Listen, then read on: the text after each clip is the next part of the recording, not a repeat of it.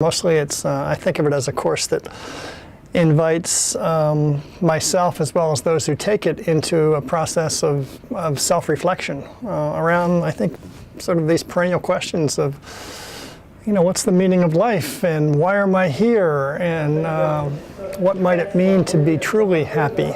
And so much of it is, you know, don't ask society, ask yourself. You know, in you have the answers to these questions.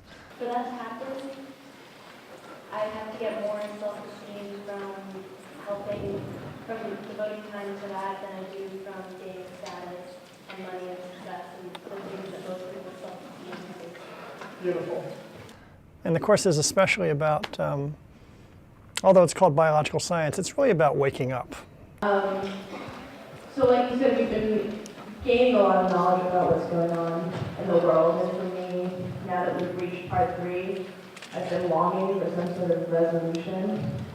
What college can offer is this opportunity to expand awareness. And that's what that's the waking up. Just, wow, I never saw it that way. And to the extent that we're willing to do that, and it takes courage. I mean, why would you want to expand awareness if that's going to create some discomfort? It's much easier just to stay safe and comfortable in the known. That's another theme that the environmental part of this is, and the course does focus a lot on the so-called environmental crisis.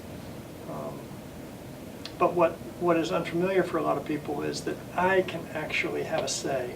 My life, to the extent that I allow myself to feel this, to feel that Earth is my larger body, which in fact it is. That's not a metaphor. To the extent that we allow ourselves to feel that moves us, and that's what we need. We need a movement.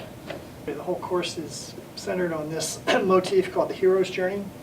The hero, right, leaves home, right, goes out and faces some challenge or some struggle. This is Star Wars and everywhere else. It's the Wizard of Oz.